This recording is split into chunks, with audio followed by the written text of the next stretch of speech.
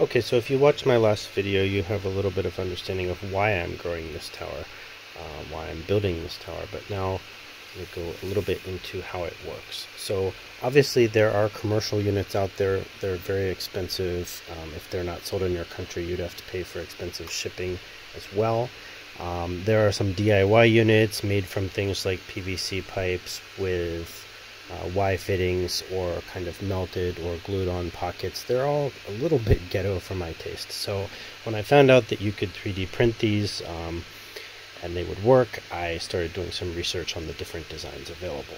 So this particular design, basically all of these parts snap in and rotate to go together. Now, I chose a design which also has 3D printed net pots. Some people might prefer just to buy their net pots because they will be cheaper and faster.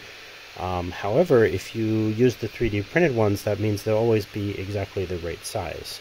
So besides the fact that these twist and lock in, you can be sure that they're the right size, which means if you scale up or down this tower, you can scale up or down the net pots to still fit.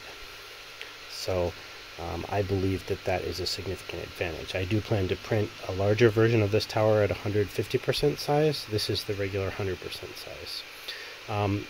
There are basically two styles with which you can print this tower. There's the hanging style, and there's the, let's say, bucket-based style. So the hanging style uses this top. This top basically accepts water from the outside, and the water comes up and goes back down. It goes through the tower, and then it goes back out at the bottom. So using the hanging style, typically you would have this cone on the bottom. This cone collects the water, and it goes down through this pipe back into the reservoir, where the pump will pick up the water and pump it up again. So that works pretty well. The other style is the base style, where you have a base at the bottom that sits on a bucket.